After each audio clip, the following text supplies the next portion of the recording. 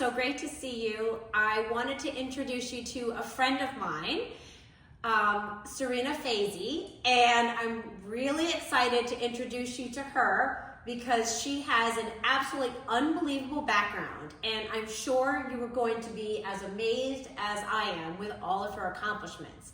So I'm really excited that we have this opportunity to speak with Sarina. Sarina, it's so nice to meet you. Thank you so much, Elizabeth, for having me. Of course. Well, thank you, because you are an absolute unbelievable role model for all of us here. So thanks for taking a couple of minutes to share a little bit about your background and your history and how you ended up here in the United States. Yeah. Okay. And where in Afghanistan were you born? It was Kandahar, the second district of Kandahar, Afghanistan. Yeah. Okay. And what's life like in Kandahar? Is it conservative? What's it like? Of course, conservative, because Kandahar is known as the capital of Taliban from years and is still, compared to other provinces of Afghanistan, Kandahar is still pretty like conservative when it comes to women and even sometimes with men issues. Yeah. Okay. And how do women dress in Kandahar? They're Specific. properly dressed two kind of hijabs. One, the black one that you can just see their eyes, and sometimes even eyes are covered. But some women prefer to have the black completely hijab, and also on the top of the black hijab to have the blue hijab, which is like really restricted in Kandahar to have it for female. Most of the female do use the blue hijab. Okay. Got Yeah. it. And what were your parents like? My parents were, I would just say, amazing. And because of them, I'm here. And what I have achieved is just because of them. My mom was a doctor in Kandahar, Afghanistan, served in different hospitals there, specifically focused on women issue there to serve with women because we have such as, little doctors there, that are specialized with women issues. Besides that, my father was in the military, in the Afghan military there and served for years there. Is your mother still practicing?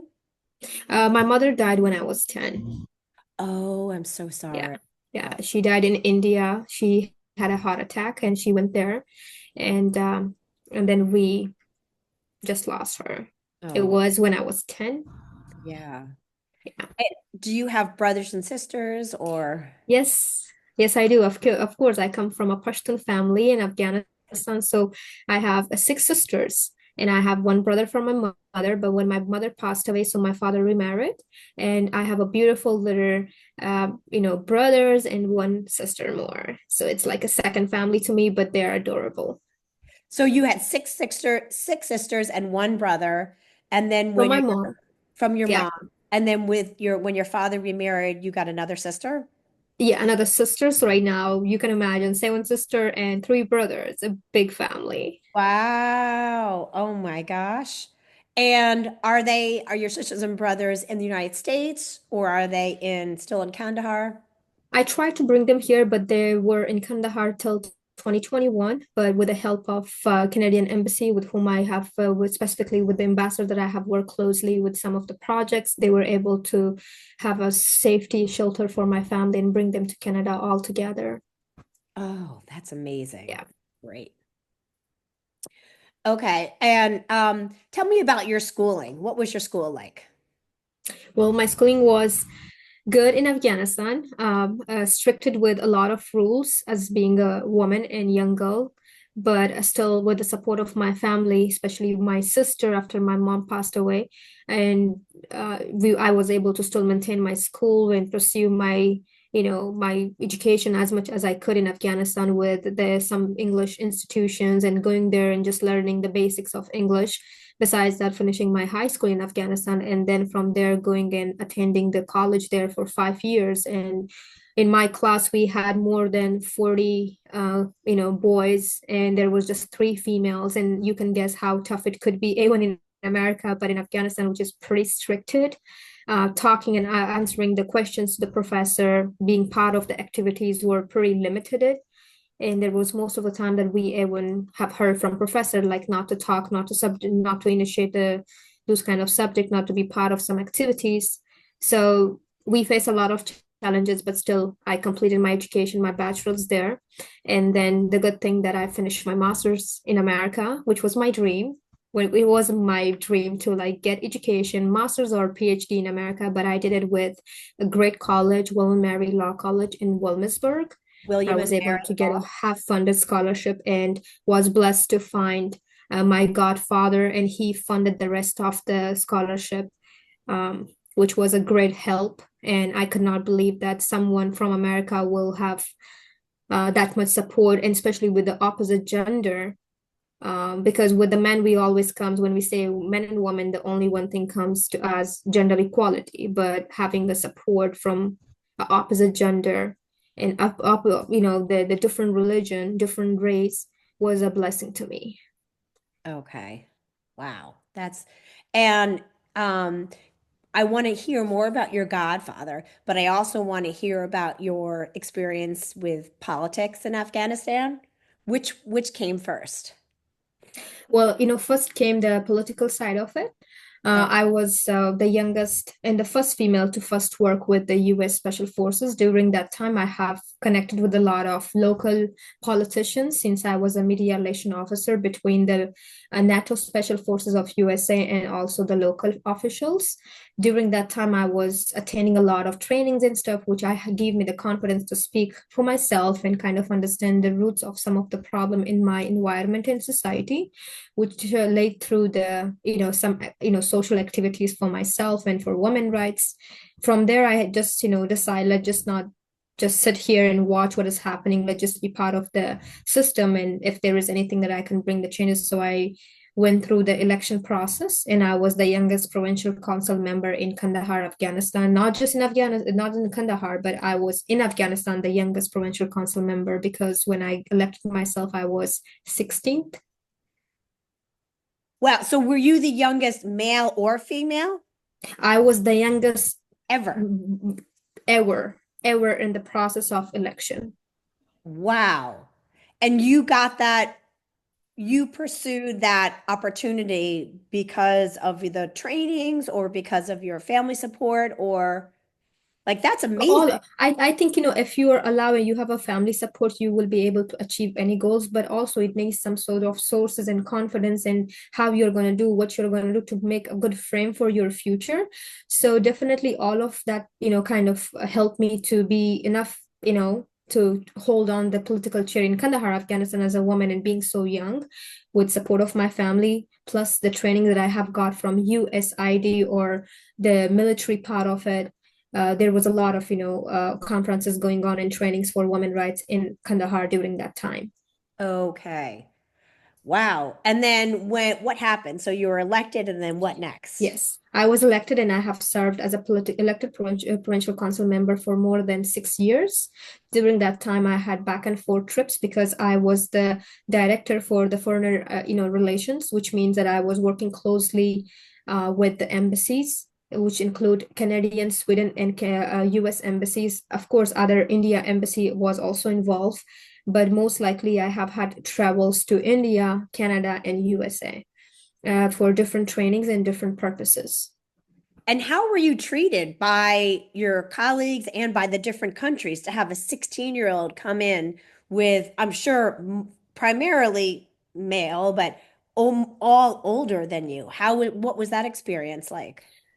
Sometimes we talk about, like, oh, what, women have been mistreated by men, but most likely I have noticed in my hometown that we do like get the, a different kind of treatment from men, but also from female. It's sometimes you kind of, they also kind of comes after you, especially when you have a skill. So they destroy your personality or reputation. They come after like each side of you, whatever is like their capability to kind of come after you.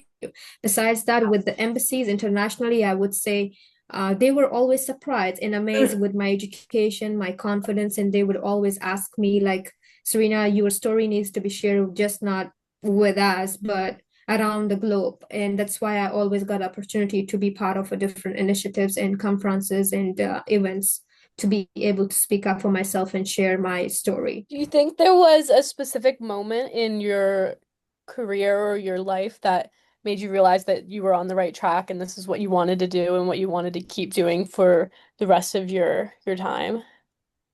Yes, for the first time, when I went to the prison, female prison in Kandahar, Afghanistan, and I saw their situation from near. One is a story that we hear over the news, and another is seeing something and being a witness for everything. So when I saw the female situation there and how they have been treated and what kind of stuff have been done to them, that really kind of took my eyes, and I feel like I think I got a lot of emotions, in within myself during that, process, and I was like, I gotta do something better for them, and I can't just give up. And what I'm doing is meaningful. It might challenge my life, and a lot of other stuff will happen to me, but at least somebody to speak and put this everything out there on the table so somebody can resolve this issue, which was risky because in my hometown, a woman cannot even walk without a mahram, which is a man guides or escorts to escort them for everything, even for a market to get the grocery. How you can go and be on social media, speak louder with women rights. During this process, what were your friends like?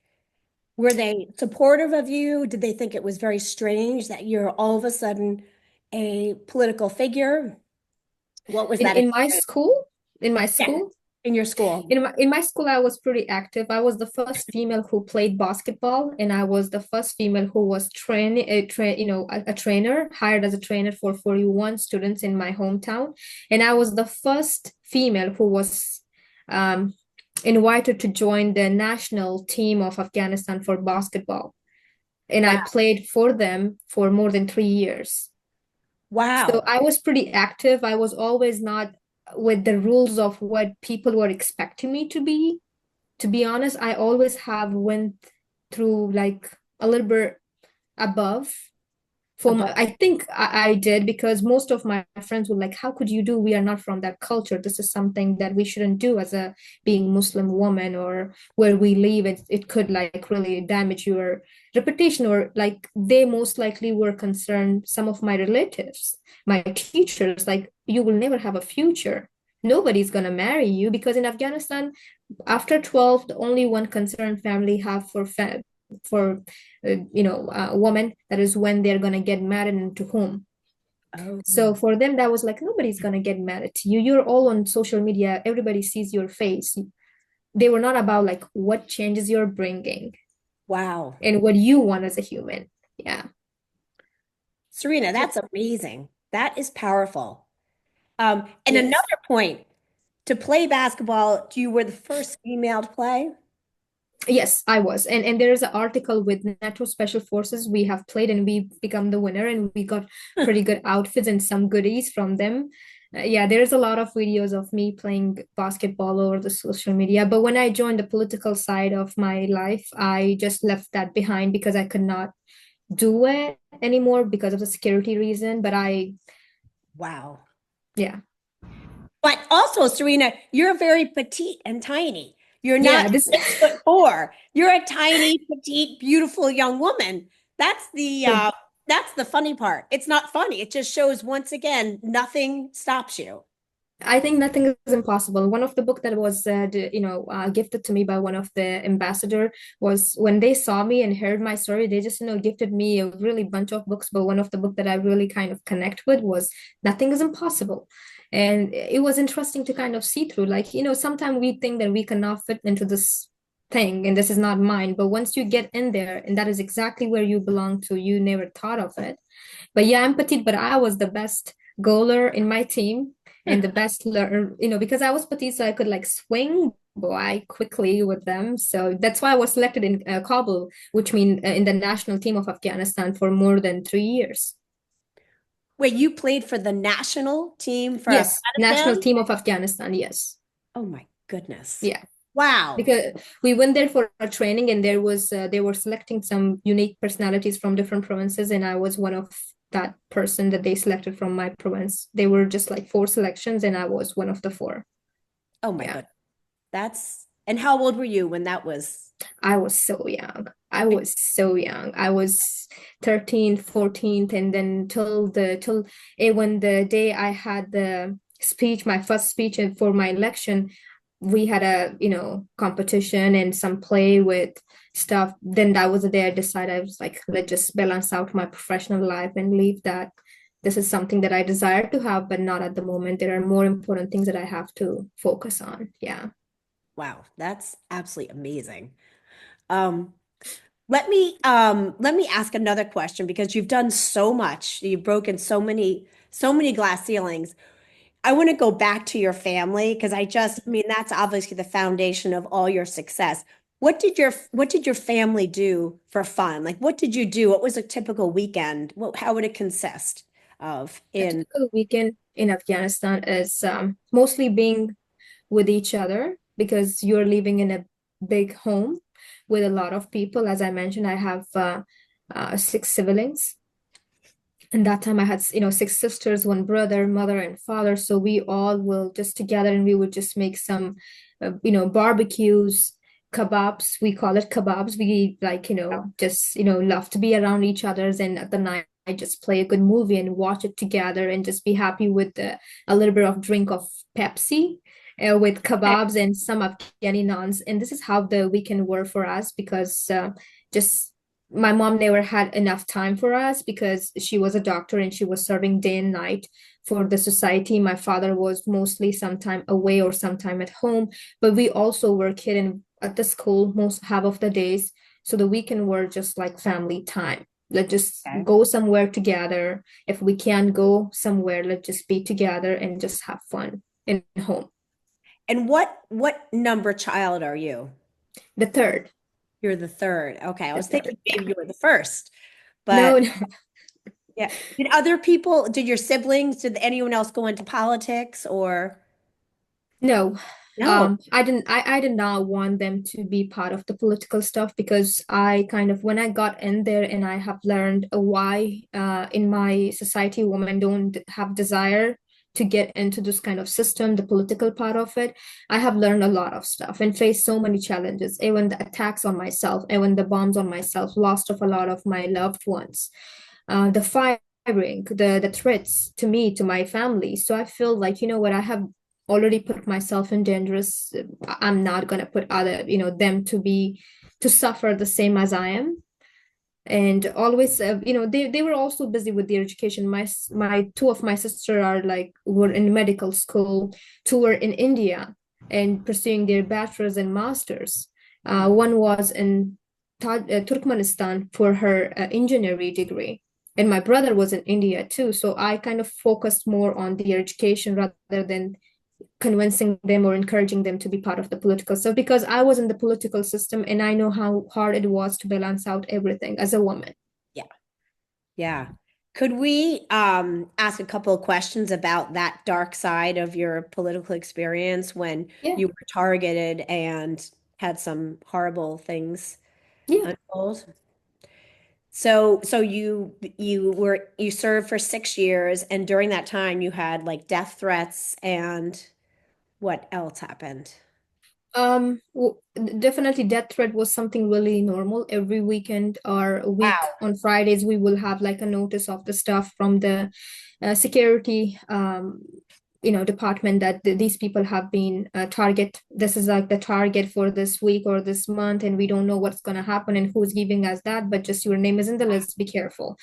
They like the security department would not give you more information, but just to alert you and tell you to be watch out for yourself, change the roads that you are coming to the office or change the car. I mean, you are not like I did not had enough money to change my car each month or year, but Oh my, definitely changing the roads and just sometime asking my father to drop me off or sometime just asking my friends to drop me off was making life a little bit like safe for me. But besides that, also a threats face to face by my colleagues, I have faced it, who were provincial council members, and I could not I sometimes we could not agree on the same thing, and we were like, okay, there was an argument because we have disagreement, and they would just come after me and thread me and throw stuff on me, something like that in front of the media sometime. But nothing ever come into the media because, of course, again, people are afraid to speak up for themselves, not just a female, but even men's too. hmm Uh, and there were and one not one two-time attack, one that good thing that I did not face it before that happened. I was out of the area, but the second thing was on my car while I was driving to my office, and I have lost one of my driver. I have lost one of my soldier, and I was badly, injured. And then I went to the hospital. I did not have any idea who have took me there, but thanks to some community people, they did. And it was when I wake So, up, I realize what happened and how difficult it is to kind of sometimes get into the serious political discussion or challenges with some people in my hometown. It's better to like, you gotta listen to them, follow their rules, or you gotta just keep quiet, not to say anything, and just be a symbol there as a woman. be a symbol. Oh my goodness. So that one experience you're alluding to, that was one when you were driving in traffic with your. I was not in Afghanistan. A woman cannot drive in my hometown.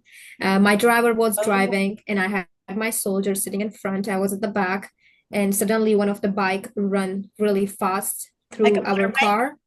Okay, motorbike. Okay. Yes. That's why I still, whenever the bikers are around me and I'm driving, I kind of like, it reminds me of the same experience. I Oh, try to be goodness. away from Mhm. them. I really don't have a good experience with them. So, yeah, the bike went through faster than ever, and with the sound of the bike, there was a blast in my car. Because what they do is they have a specific kind of a chip, they call it. It's a small bomb that they control with their phone or remote. They just put it on both sides, which damage my Like it's myself a metal bomb physically. Yep. they put Yes. on both sides of the Yep. car with Yep. Yeah. motorbikes going by, and it blew Yeah. up. And you found I yourself. lost my driver, who was also my soldier, and I also lost one of my bodyguard, and I also got badly damaged, which the scars are still on my body, and I try to cover it as much as I can, but sometimes I see it and I'm like, well, that could be a bravery for me, a good scar, but sometimes it reminds me of that maybe I am not the only one. Of course, there is a people who don't want to speak up about their scars, what Yeah, they have went through. that's amazing. Amazing. Oh my goodness. So, okay, so after that experience, is that what when you moved to pursue your master's degree at William and Mary?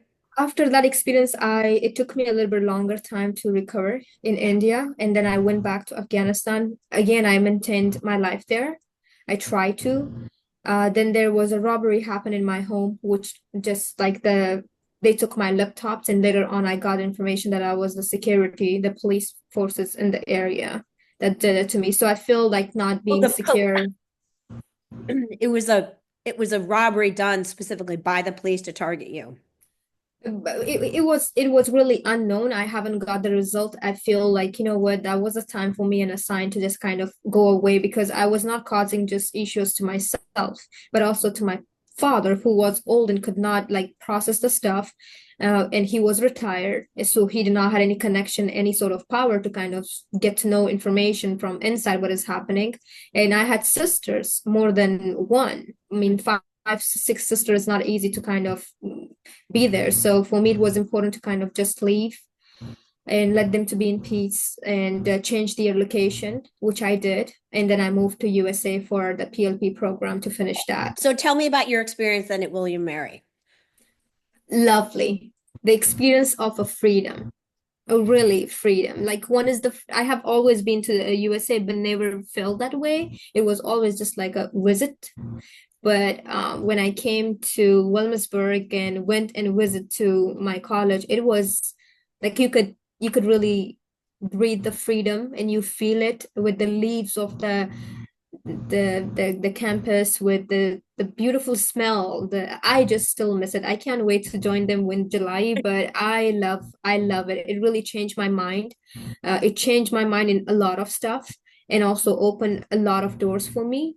And the biggest door was to pursue my LLM there, and never thought of.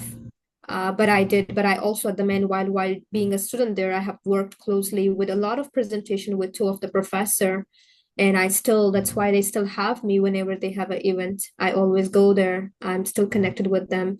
It was one of the greatest thing that happened to me when I came to USA. Most of the other stuff were a little bit difficult. The immigration process is still like being really, gives me headache. But when I think of my master's, I'm like, you know what, the best stuff happened was my education. Wow. That's amazing. I remember I sent them for the first time, I sent them emails during like evening night, and there was a time I got so frustrated that I want to get into this college at 2 o'clock a.m. And then the professor said, "Do you want to meet?" And I said yes. So I went with I called my godfather. He was like, let's just meet with them. So I went with my godfather. He drove all the way down to to Newport News. So we drove to, Williamsburg, and we went, and I said, you know what, this is me. This is my name. I don't know what to do, but I really have desire to get my master's. That's my bachelor's degree. Whatever exam you want to take, I'm going to prepare myself, but I really want to get in there. I don't know what to do how to do the application and what to do where to get in, but I really want to pursue my master's. So that was the time that they decided, let's just give her a chance. But my English was not too good. Trust me. I don't know how I was writing. Nowadays, people use ChatGPT. During that time, I did not have any access to that. Whatever was my English, I was just typing my feelings, and my father was reading. And when I read that right now, emails, and I'm like, God, what I was thinking? What was in my brain? It's amazing though, because you are not only fluent in English, you speak faster than most people, and you communicate high level concepts very, very smoothly. So we're all very impressed by your all your experience and motivation. It was all because of the lady I was leaving. Her name was two ladies. They were senior. I rented a one bedroom place. Her name was Sherry and Sharon. Both of them always helped me to correct my pronunciation. And I was like, well, sometime it was I was frustrated, but you know what? That was helpful. Really, really big help. Amazing. Let me ask you another quick question. Who, with everything you've done, which is just more and more and more, who motivated you? Who were your inspirations? Like who encouraged you? Who, is there one person you can identify, or are there just many, many people who have helped you along the way or that you've really learned from? I think a lot of people touch your life. It really they come in your life and they touch your life in different way. I can't say one individual, but I definitely can tell you that in my life, my mom have been the biggest inspiration to me. Even though I did not had enough time with her, or she wasn't there for me when I grew up, or the time that I really understood the meaning of mom. That was a really sad thing for me. But what I have seen and witnessed in her life, I did not like some of the stuff I love and desire, but how she have been treated in my community and by some people in men's or opposite gender in my home country. I never wanted that for myself, nor for my sister or any other woman in this earth. Besides that, after that, I can count on someone as my godfather. He have been not just a godfather to me, he have been a friend. I call him, you are my angel. God sent you for a specific reason in my life. Because when you enter my life, everything kind of changed in a really positive way. Usually when we say, oh, man is helping it, people think of different thing. But when you call me daughter, it really helps me Can to we, understand the true meaning. can you, I know he's so important to you. Can you give us a quick version on how you met your godfather, the special guy?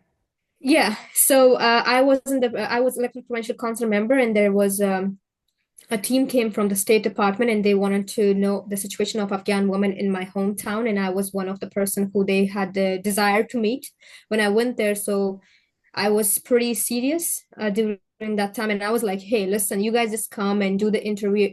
I did not notice that my godfather was right behind me, and I was like, "You guys just come and do the interview, take the information, all the information, and waste my time, and then the information is gone. I never know what happens. What is the strategy? Why would I invest my time and your time? Why would you come even down here?" So this was the lecture that I was giving, and at the meanwhile, I was like, "Is there a restroom that I can go and then we can have a meeting later on?" And they were like, "Oh yeah, you can just definitely you can have a water and something there." So I asked my godfather, "Can you guide me?"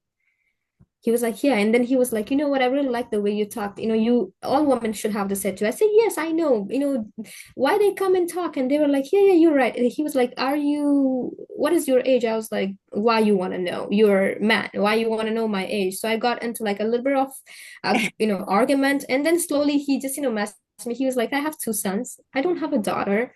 "Well, we'd love to call you a daughter if it's okay." I look at during that time I looked to my father and I was like, you know what? It's not bad thing out of respect in my culture. Whenever there is an elder, we call even our uncle, we kind of see them as a father figure. But I Yeah. was like, yeah, okay, you're my father. But he never knew that I will follow him in America. He was like, okay, she's a daughter. I'm here for my assignment. I'm gonna go back to America and she's gonna be here. But no, I came to the USA before even he got here. And I'm Oh, still in touch with him. He's like, I never thought that this daughter-father connection will last that long. I was like, why did you say that you want to be my father now? See? so you met him in Afghanistan and he Yes, liked you yes, because you spoke very frankly to everyone yes, in the room and said, I want yes, to know, I want to know the point of what you're doing. And you kind of, you put it, lay down the law. And then he thought, yes, wow, this is a crazy young lady, an yeah, Afghan, a woman in Afghanistan who is that brazen and able to speak yeah. like, And I'm sure they have had meeting before me with some other woman. So he was like, nobody speaks like that to us because you know what? We are American State Department. I was like, well, what? At the end of the day, you're a human like me. yeah, good for Yes. you. Yeah. I think it all comes like from the family. I think my father was, sometimes we say, oh, your father's so tough on you, and that's not good. But sometimes being tough in the environment like Afghanistan on women could be a little bit positive because my father never treated me as like a little woman.